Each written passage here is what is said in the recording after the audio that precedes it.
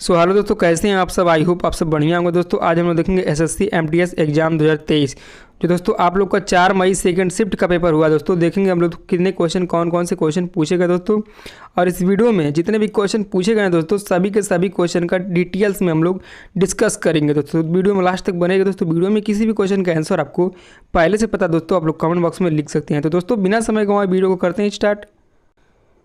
तो दोस्तों आज का हमारा पहला क्वेश्चन है, बैडमिंटन में भारत की तरफ से पहला ओलंपिक मेडल किसने लाया था। तो दोस्तों साइना नेहवाल 2012 लंदन में ब्रॉन्ज मेडल जीता था। दोस्तों ओलंपिक में पदक जीतने वाली भारत की पहली महिला कर्णम मल्लेश्वरी जी हैं। दोस्तों वह 2000 में सिडनी में ओलंपिक में महिलाओं की 69 किलो वर्ग की भारोत्तोलन प्रतियोगिता में कांस्य पदक जीता था। तो दोस्तों पहला अगर जो ओलंपिक में मेडल आपका आया तो दोस्तों कर्णम मल्लेश्वरी। चलिए दोस्तों अगला क्वेश्चन आपका पूछा गया था दोस्तों, भारत की सीमा कितने देशों से लगती है। तो दोस्तों भारत की सीमा 7 देशों से मिलती है, जिनमें पाकिस्तान दोस्तों 3323 किलोमीटर सीमा मिलती है और चीन की दोस्तों 3488 किलोमीटर सीमा मिलती है। नेपाल में दोस्तों 1751 किलोमीटर सीमा भारत से लगती है। अफगानिस्तान की दोस्तों 106 किलोमीटर भारत से लगती है। भूटान की सीमा दोस्तों 1643 यानी भारत से लगती है। म्यांमार दोस्तों 699 यानी 699 किलोमीटर भारत से लगती है। और दोस्तों बांग्लादेश 4096। तो दोस्तों सबसे ज़्यादा और सबसे कम भी यहाँ पे देख लेते दोस्तों। तो दोस्तों सबसे ज़्यादा भारत और बांग्लादेश के साथ सीमा साझा करता है और दोस्तों सबसे कम यही बात कर ले दोस्तों तो अफगानिस्तान 106 किलोमीटर सीमा साझा करता है दोस्तों, और सबसे ज़्यादा बांग्लादेश के साथ जो कि दोस्तों 4096 है। और दोस्तों भारतीय सीमा की कुल लंबाई है दोस्तों 22,716.6 किलोमीटर। इसमें दोस्तों स्थलीय लंबाई 15,200 किलोमीटर है और तटीय सीमा द्वीपीय प्रदेशी सहित लंबाई 7,516 किलोमीटर है। तो दोस्तों ये सब आपको पूरा ध्यान से आपको माइंड में रख लेना दोस्तों, क्योंकि यहाँ से भी क्वेश्चन। चलिए अगला क्वेश्चन आपका पूछा गया दोस्तों, राष्ट्रीय उत्पाद विधि में क्या घटाते हैं। तो दोस्तों राष्ट्रीय उत्पाद विधि में आपका शुद्ध राष्ट्रीय उत्पाद, इसकी गणना के लिए सकल राष्ट्रीय उत्पाद में से मूल्य हाथ से घटाते हैं। चलिए अगला क्वेश्चन पूछा गया दोस्तों, लिंगानुपात की सही परिभाषा क्या है। तो दोस्तों लिंगानुपात प्रति 1000 पुरुषों पर महिलाओं की संख्या का अनुपात, वही दोस्तों होता है लिंगानुपात की सही परिभाषा। चलिए अगला क्वेश्चन पूछा गया दोस्तों, वह पदार्थ जो अपने में से विद्युत प्रवाहित नहीं होने देता है क्या कहलाता है। तो दोस्तों वह कहलाता है आपका इलेक्ट्रिक इंसुलेटर। चलिए अगला क्वेश्चन आपका पूछा गया था दोस्तों, राजभाषा पर संसदीय समिति की 36वीं बैठक की अध्यक्षता किसने की थी। तो दोस्तों ये आपका 2021 में नई दिल्ली में हुआ था दोस्तों। अध्यक्षता अमित शाह ने की थी दोस्तों, जो कि गृह मंत्री हमारे वर्तमान के हैं। चलिए अगला क्वेश्चन आपका पूछा गया था दोस्तों, डेंटल एनेस्थीसिया के लिए किस गैस का उपयोग किया जाता है। तो दोस्तों ये किया जाता है आपका नाइट्रस ऑक्साइड गैस के साथ। चलिए दोस्तों अगला क्वेश्चन आपका पूछा गया था दोस्तों, हरे और कोमल तनों वाले पौधे को क्या कहा जाता है। तो दोस्तों हरे और कोमल पौधे को दोस्तों हर्बल कहा जाता है। तो दोस्तों इसके उदाहरण आपके हैं टमाटर, गेहूं आदि हैं दोस्तों। तो दोस्तों अगला क्वेश्चन आपका पूछा गया था दोस्तों, रावणफाड़ी गुफा मंदिर किस राज्य में स्थित है। तो दोस्तों रावणफाड़ी कर्नाटक स्थित ऐतिहासिक गुफा मंदिर है। यह मंदिर भगवान शिव को समर्पित है। चलिए अगला क्वेश्चन आपका पूछा गया था दोस्तों, बाल विवाह निषेध संशोधन बिल 2021 में महिलाओं की शादी की उम्र 18 साल से बढ़ाकर कितने साल का प्रस्ताव रखा गया है। तो दोस्तों ये है आपका 21 साल का प्रस्ताव रखा गया है। चलिए दोस्तों अगला क्वेश्चन आपका पूछा गया है दोस्तों, पद्मा सुब्रमण्यम को पद्म भूषण अवार्ड से कब सम्मानित किया गया था। तो दोस्तों भरतनाट्यम नर्तक हैं दोस्तों ये पद्मा सुब्रमण्यम। और दोस्तों संगीत नाटक अकादमी पुरस्कार दोस्तों 1983 में मिला था दोस्तों। अब पद्म भूषण दोस्तों 2003 में मिला था दोस्तों। पद्मश्री दोस्तों 1981 में मिला था दोस्तों। तो ये सब आपको ध्यान में रखना है दोस्तों।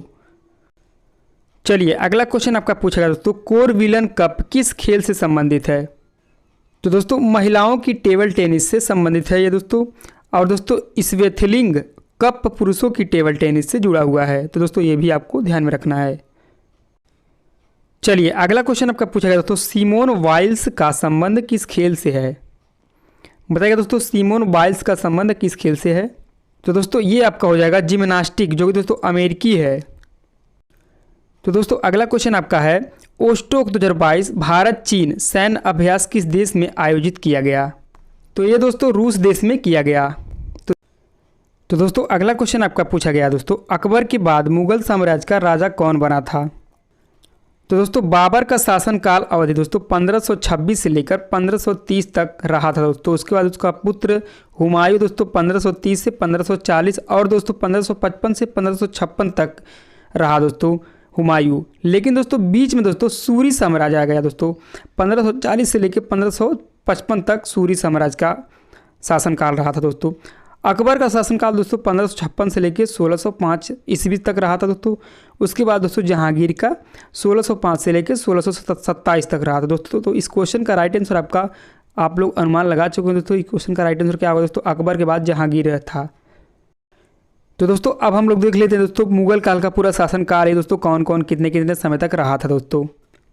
तो दोस्तों शाहजहां का शासनकाल अवधि दोस्तों 1627 से लेकर 1658 ईस्वी तक रहा दोस्तों। उसके बाद दोस्तों आया आपका औरंगजेब।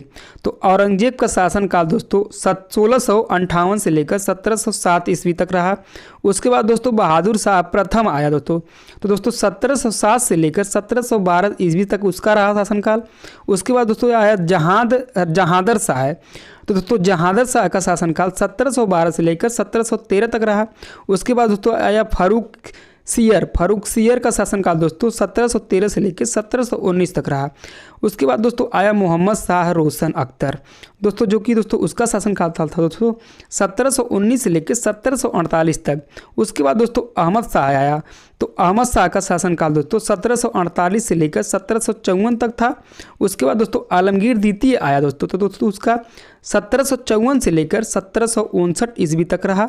उसके बाद दोस्तों शाह आलम द्वितीय आया दोस्तों, जो कि उसका दोस्तों 1759 से लेकर 1806 ईस्वी तक रहा दोस्तों। उसके बाद दोस्तों अकबर द्वितीय आया दोस्तों। तो उसका अकबर द्वितीय का शासनकाल दोस्तों 1806 से लेकर 1837 तक रहा। उसके बाद दोस्तों बहादुर शाह जफर आया दोस्तों। बहादुर शाह जफर की अवधि दोस्तों 1837 से लेकर 1857 तक था दोस्तों। उसके बाद 1857 की क्रांति स्टार्ट हो गई दोस्तों। अब दोस्तों यहाँ पे आपको ये भी पता चल गया दोस्तों कि लास्ट मुगल शासक का लास्ट मतलब शासक कौन था दोस्तों, तो बहादुर शाह जफर ही था दोस्तों। ऐसे ही भी क्वेश्चन कई बार पूछा गया है, तो दोस्तों इसे भी आपको ध्यान में रखना है। ये जितने भी महत्वपूर्ण पॉइंट आपको मैं बता रहा हूँ दोस्तों, ये सब विश्वास करिए आप याद रखेंगे तो दोस्तों आपके आने वाले एग्जाम में बहुत ही हेल्पफुल होगा।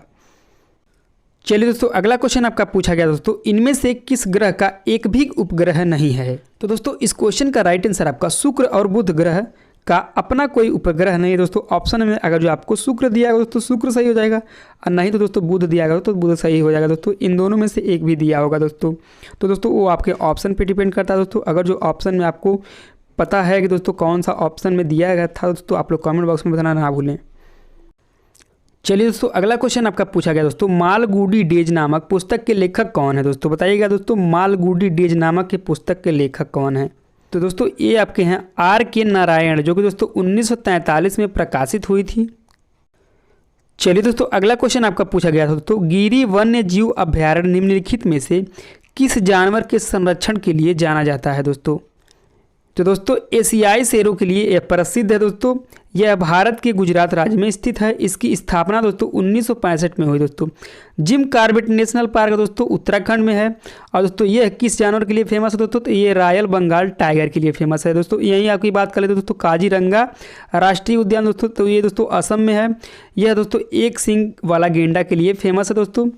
और दोस्तों सुंदरबन राष्ट्रीय उद्यान दोस्तों, सुंदरबन राष्ट्रीय उद्यान आपका पश्चिम बंगाल में दोस्तों। यह किस जानवर के लिए फेमस है? तो दोस्तों ये रॉयल बंगाल टाइगर के लिए फेमस है। और दोस्तों सरिस्का राष्ट्रीय उद्यान दोस्तों ये राजस्थान में है। तो दोस्तों ये आपके रॉयल बंगाल टाइगर के लिए ये भी फेमस है। कान्हा राष्ट्रीय उद्यान दोस्तों मध्य प्रदेश में है दोस्तों। ये है आपका दलदल हिरण के लिए प्रसिद्ध है दोस्तों। रणथंभौर राष्ट्रीय उद्यान दोस्तों राजस्थान में है। और ये दोस्तों बाघ के लिए प्रसिद्ध है दोस्तों। और भी देख लेते हैं दोस्तों, जितने भी हैं दोस्तों ये सब आप लोग देख लेते हैं ना दोस्तों, आप लोग को बहुत ही हेल्पफुल मिलेगा दोस्तों। तो दोस्तों मैंने सब इसमें लिख दिया दोस्तों। बांदीपुर राष्ट्रीय उद्यान जो कि दोस्तों कर्नाटक राज्य में स्थित है दोस्तों, और ये बाघ के लिए फेमस है दोस्तों। टाडोबा अंधारी राष्ट्रीय उद्यान जो कि दोस्तों महाराष्ट्र में स्थित है दोस्तों, और ये किस जानवर के लिए फेमस है दोस्तों? तो ये बाघ के लिए फेमस है। नामदाफा राष्ट्रीय उद्यान जो कि दोस्तों अरुणाचल प्रदेश में है दोस्तों, और ये किस जानवर के लिए फेमस है? तो दोस्तों ये तेंदुआ बाघ के लिए फेमस है। मानस राष्ट्रीय उद्यान जो कि दोस्तों असम में है, ये पिग्मी हॉन्ग वाटर बफेलो के लिए फेमस है। और दोस्तों दाचीगाम राष्ट्रीय उद्यान दोस्तों जम्मू कश्मीर में, ये कश्मीरी हिरण के लिए फेमस है। हेमिस नेशनल पार्क दोस्तों जम्मू कश्मीर में है दोस्तों, ये हिम तेंदुआ के लिए फेमस है। पेरियार राष्ट्रीय उद्यान जो कि दोस्तों केरल में है दोस्तों, ये हाथियों के लिए फेमस है। तो दोस्तों जितने भी आप लोगों ने देखे दोस्तों, अगर जो इसमें आपको ध्यान में रख लिए दोस्तों ना, तो यहाँ से क्वेश्चन आपका जाने ही नहीं वाला दोस्तों। चलिए दोस्तों अगला क्वेश्चन आपका पूछा गया दोस्तों, भारत के किस गवर्नर जनरल ने 1829 में सती प्रथा को अपराध घोषित कर समाप्त कर दिया था? तो दोस्तों लॉर्ड विलियम बेटिंग दोस्तों 1828 से लेकर 1864 तक रहे हैं दोस्तों। भारत में आधुनिक पश्चिमी शिक्षा के पिता के रूप में लॉर्ड विलियम बेटिंग को ही जाना जाता है दोस्तों। भारत के पहली गवर्नर जनरल थे दोस्तों लॉर्ड विलियम बेटिंग ही। तो दोस्तों ये सब आपको ध्यान में रखना है। चलिए दोस्तों अगला क्वेश्चन आपका पूछा गया था दोस्तों, सिरका का रासायनिक नाम क्या है? तो दोस्तों एसिटिक एसिड दोस्तों इसे एथेनोइक अम्ल भी कहा जाता है दोस्तों। रासायनिक सूत्र इसका दोस्तों CH3COOH। साइट्रिक अम्ल दोस्तों नींबू, संतरा, पोमेलो आदि खट्टे फलों में पाया जाता है दोस्तों। साइट्रिक अम्ल मौजूदा होता है। साइट्रिक अम्ल का सामान्य नाम दोस्तों नमक है दोस्तों, ये भी आपको ध्यान में रखना है। इसका रासायनिक सूत्र दोस्तों C6H8O7। ठीक है दोस्तों। चलिए दोस्तों अगला क्वेश्चन आपका पूछा गया दोस्तों, इनमें से किस नृत्य को सपेरा नृत्य के नाम से भी जाना जाता है? तो दोस्तों कालबेलिया नृत्य दोस्तों इस वर्ष 2010 में संयुक्त राष्ट्र शैक्षिक, वैज्ञानिक और सांस्कृतिक संगठनों यूनेस्को की अमृत सांस्कृतिक विरासत की सूची में शामिल किया गया था दोस्तों। ये कालबेलिया कहाँ का लोक नृत्य है दोस्तों? तो ये राजस्थान का है दोस्तों, ये भी आपको ध्यान में रखना है। चलिए दोस्तों अगला क्वेश्चन आपका पूछा गया दोस्तों, चावल को उगाने के लिए किस प्रकार की तापमान और आर्द्रता की आवश्यकता होती है? तो दोस्तों उच्च तापमान की आवश्यकता होती है दोस्तों। चावल की फसल के गर्म और आर्द्रता जलवायु की आवश्यकता होती है। उपजाऊ नदी की जलोढ़ मिट्टी चावल की खेती के लिए सबसे अच्छी होती है। चलिए दोस्तों अगला क्वेश्चन आपका पूछा गया दोस्तों, संविधान के भाग 4 का अनुच्छेद 43B किससे संबंधित है दोस्तों? तो दोस्तों सहकारी समितियां 2011 के 97वें संशोधन ने सहकारी समितियों को संवैधानिक दर्जा और संरक्षण प्राप्त किया है, मतलब प्रदान किया है दोस्तों। तो दोस्तों इस शिफ्ट के जितने भी क्वेश्चन आपके पूछे गए दोस्तों हम लोग इस वीडियो में डिस्कस कर चुके हैं दोस्तों, और बिल्कुल ये रियल पेपर है दोस्तों। अगर जो वीडियो हमारा थोड़ा सा भी पसंद आया हो दोस्तों तो आप लोगों को तो वीडियो लाइक कर दीजिए दोस्तों। चैनल पर पहली बार बैठ के हैं तो दोस्तों सब्सक्राइब करना ना भूलिएगा दोस्तों। मिलते हैं किसी नेक्स्ट वीडियो में, तब के लिए जय हिंद जय भारत।